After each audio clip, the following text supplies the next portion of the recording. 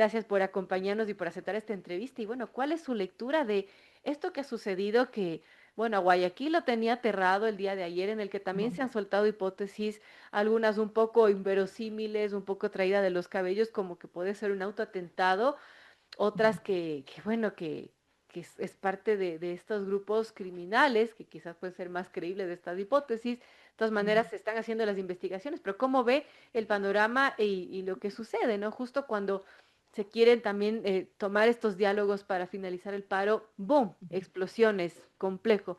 Bienvenida, Michelle, y gracias por acompañarnos y darnos su perspectiva de lo que ocurre. No, buenos días, muchísimas gracias por la invitación. Gracias, Verónica, y gracias, Andrés. Evidentemente los lobos estuvieron detrás del atentado. Cuando sucedió el coche bomba y explotó justo a un antiguo lugar de trabajo. Yo a esa hora normalmente paso por esa vía, por cuestiones de la vida no estaba ahí. Wow. Eh, pero es un gran punto en realidad para hacer un ataque terrorista. Y siempre yo me había puesto a pensar qué pasaría ahí si hay un coche. Me llama la atención que no haya más muertos incluso. Yo creo que fue una cuestión netamente de suerte. Otro punto muy estratégico, por ejemplo, sería el nuevo paso de desnivel recién construido por el municipio, que está justo al frente inclusive del aeropuerto, en plena vía. Creo que esos son espacios estratégicos que debería Policía Nacional y Fuerzas Armadas estar preveyendo a un futuro coche bomba. Esperemos que no, pero yo genuinamente creo que este es el inicio de un tracanal, lamentablemente, de eventos terroristas de esa magnitud y de esa forma, en ese formato. Los lobos están detrás de este coche bomba debido al bombardeo que Fuerzas Armadas eh, generó en Buenos Aires. Y yo no creo que sea un autoatentado, porque lo primero que se me vino a la mente fue, o hay dos autores intelectuales, o fue un autoatentado justo porque ya se viene la consulta popular, básicamente la caja china como tal para generar más aceptación, o fue un GDO. Hablándolo eso con colegas que son politólogos, su know-how no es seguridad, me dijeron que no creen que fue en absoluto el gobierno de turno, porque sería demasiado sanguinario. O sea, tendríamos que cuestionar muchísimo a las autoridades si en efecto las investigaciones pueden darse cuenta con el tiempo de que en efecto fue el gobierno de turno. Esperemos que no.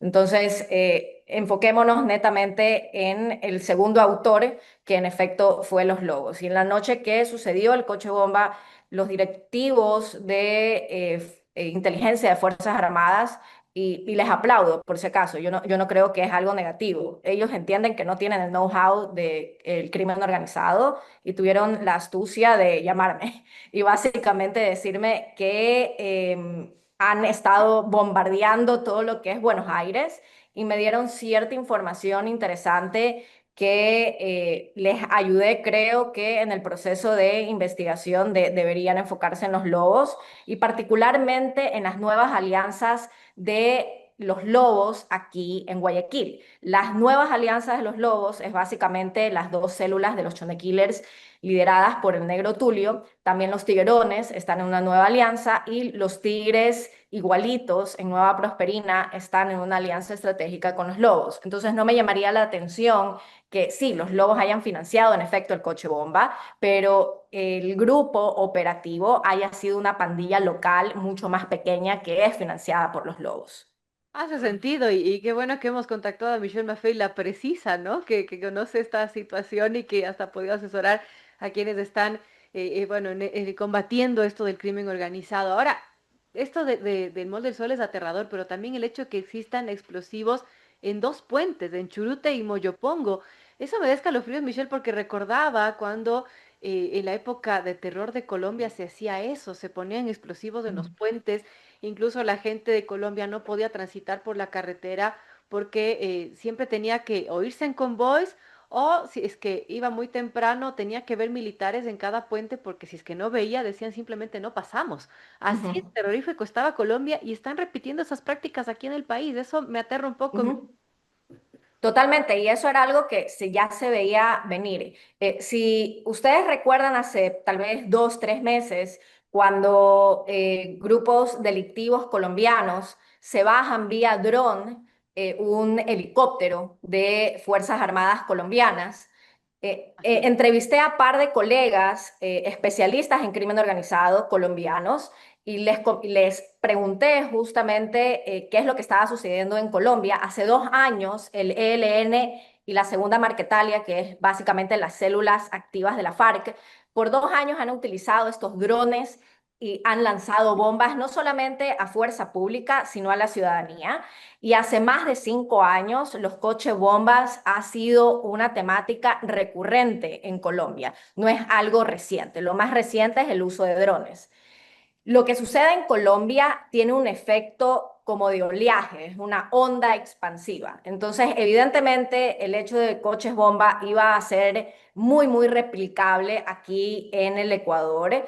Y no me llamaría la atención que en el próximo año inclusive estemos viendo a drones sobrevolar y que estén lanzando bombas, no necesariamente a Fuerzas Armadas ni a Policía Nacional, sino también a la ciudadanía. Hay que recordar, y vuelvo a ir a la teoría de crimen organizado, el terror y la violencia para el crimen organizado no es solamente un objetivo, sino es una herramienta también. Les conviene, no solamente por gobernanza criminal, sino que les conviene para el hecho de que los ciudadanos no quieran ser parte activa a un combate holístico contra el crimen organizado. Es decir, que las comunidades no quieran generar programas de cultura de paz, que la gente no quiera llamar cuando los extorsiona o cuando ve algún tipo de actividad criminal, y también aterrorizan al fin y al cabo a Policía Nacional como a Fuerzas Armadas. A mí siempre los fines de semana me encanta ir a territorio aquí en Guayas y estuve por la zona de las Esclusas y el Guasmo Sur. Siempre lo hago porque una cuestión es leer acerca de ciertas teorías de criminalidad y ver cómo todas las teorías de criminalidad son muy, muy acertadas a la realidad del sur de Guayaquil y también del norte en ciertas partes de Guayaquil. Y es extraordinario también ver cómo la población tiene muchísimo miedo cuando yo me acerco, por ejemplo, a ciertos servidores portuarios o a pescadores artesanales, tienen mucho miedo de que yo venga a extorsionarlos, inclusive. Entonces hay un pánico en general de estas poblaciones que están en puntos estratégicamente que están básicamente cooptados por estos grupos de delincuencia organizada. Y estaba hablando también con Policía Nacional y Fuerzas Armadas en territorio, que sí hay presencia y se prestan a ayudar porque a esos territorios prefiero ir con algunos colegas de confianza que básicamente me acompañan, de Fuerzas Armadas como de Policía Nacional por cuestiones obvias. Y estábamos hablando de cómo está la situación en el sur de Guayaquil y me dijeron que cada día hay más muertos. Entonces, que lamentablemente la estrategia hipermilitar del gobierno está inflando a los grupos de delincuencia organizada. ¿Qué significa inflando? Básicamente les está generando más recursos, se está moviendo más droga y están teniendo más miembros o también trabajadores terciarizados, porque no todos los NNAs, por si acaso, que son sicarios mal pagados, son miembros activos de esa estructura delictiva, sino que son asociados, es decir, trabajadores terciarizados. Salud, colega.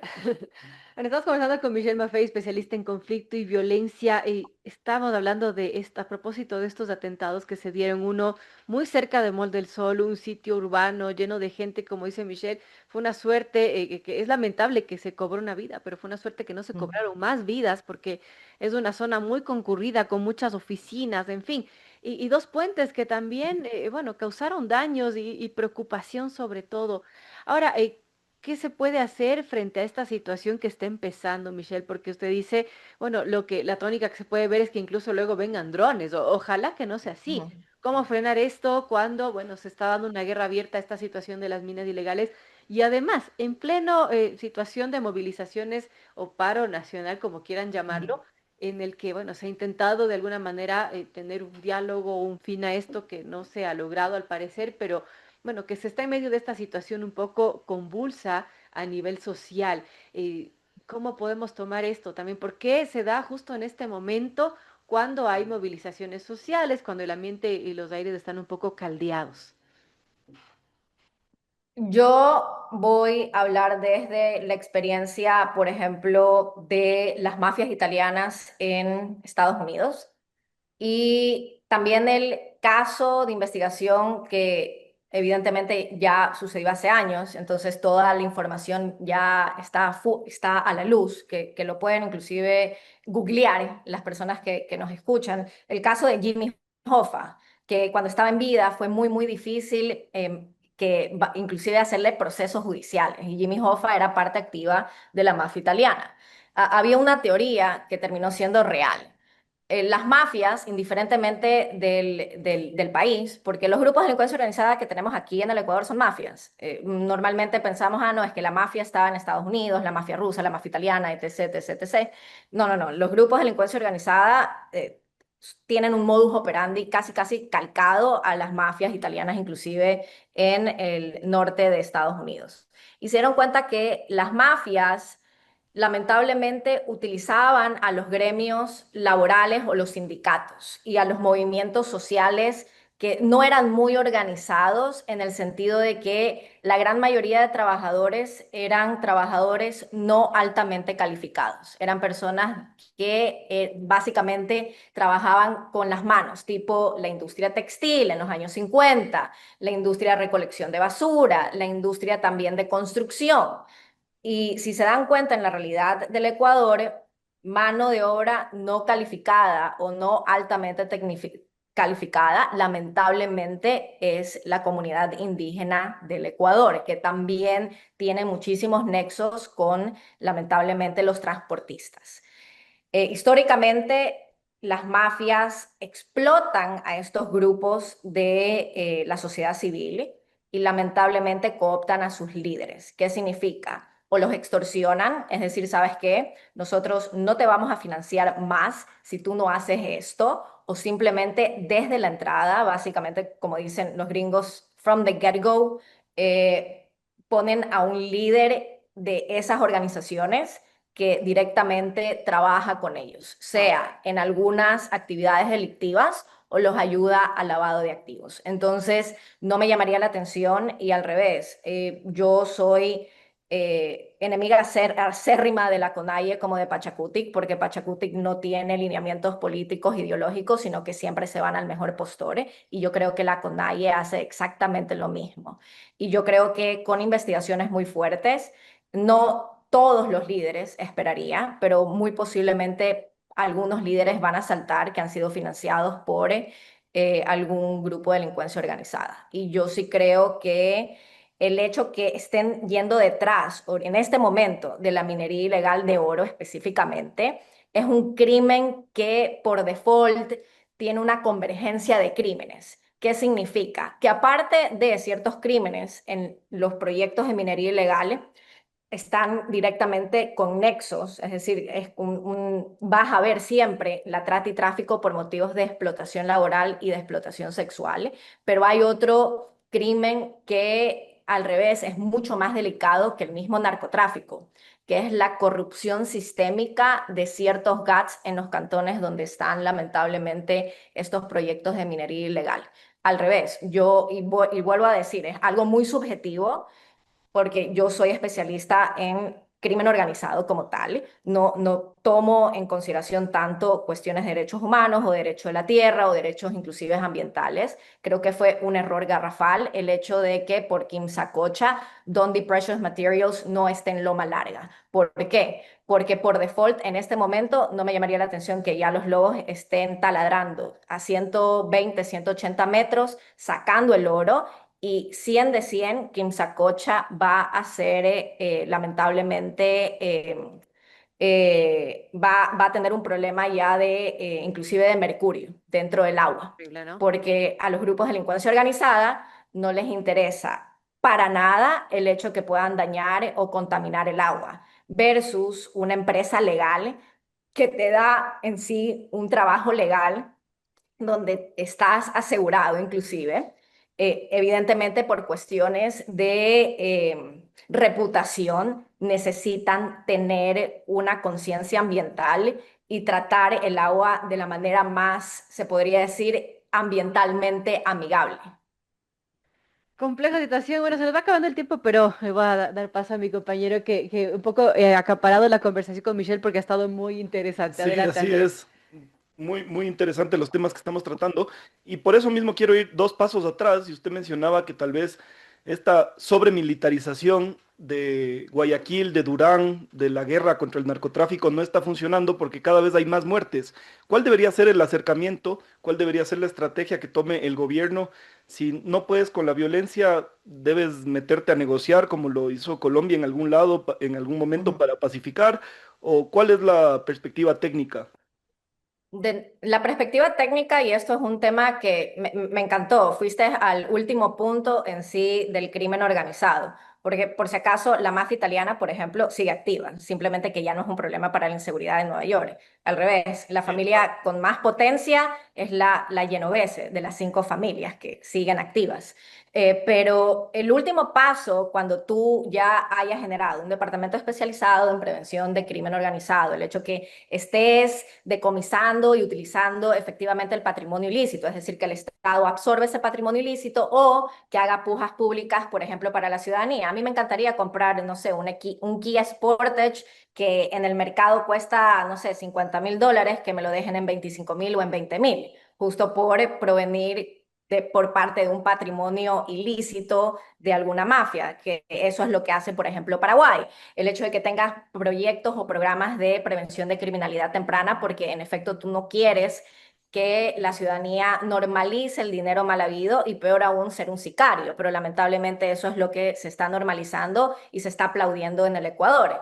Entonces, al final de todo esto, y aparte de todo eso, tener un sistema judicial que en efecto funcione, que lamentablemente en el Ecuador es no existente, eh, te toca de alguna forma no necesariamente pactar, pero negociar con el remanente de los miembros de los grupos de delincuencia organizada.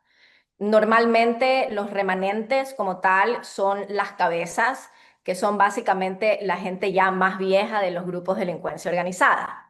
Y eso es lo que terminó sucediendo en Nueva York. Pero una vez que has básicamente eliminado el gran número de miembros como tal y has procesado a la gran mayoría también de criminales que han tenido algún tipo de asociación ilícita con estos grupos de delincuencia organizada. Bukele pactó antes de hacer todos estos pasos y básicamente él hizo un fast track. Si te das cuenta, los líderes de las maras y del barrio 18, por ejemplo, en El Salvador, viven en Estados Unidos y las familias viven en mansiones en Estados Unidos. Ah, Pero, ¿qué es lo que terminó sucediendo con los criminales de segunda o de tercer nivel? Todos están en la SECOT. Y ahí se te hace una sección que Y Italia y si unos comandos disidentes de frontera como lo que pasó en Colombia. Exacto, y lo peor de todo, y eso es algo que tienen que tener las personas muy claras, y las personas que no han ido al SECOT, a mí me encantaría ir al SECOT, entonces si alguien del El Salvador me escucha, por Dios, invíteme. Cada vez que hay algún documental, indiferentemente de la ideología política, entrevistan evidentemente a estos criminales y les preguntan, ¿te sientes mal de estar aquí? La respuesta es no. ¿Te sientes mal de haber asesinado? No. ¿Y qué pasa si mueres aquí? Bueno, tú ya sabes que o si mueres aquí o mueres en la calle. Esas son las personas que están dentro del crimen organizado. Entonces hay que entender no que son personas anormales, sino que son personas que viven otro tipo de realidad donde posiblemente desde el día uno de su existencia terrenal han visto posiblemente hasta cómo han degollado a algún familiar enfrente de ellos. qué complejo y bueno, qué interesante también, ¿no? Cómo se va fraguando todo esto de las mafias. Estaremos muy pendientes de lo que suceda. Yo quiero agradecerle a Michelle Maffei, especialista en conflicto y violencia, por este diálogo con nosotros respecto y a propósito de estos bombardeos que ojalá no sigan y que estaremos muy expectantes de que así sea. Gracias, Michelle, por acompañarnos en esta mañana. No, muchísimas gracias a ustedes. Un abrazo.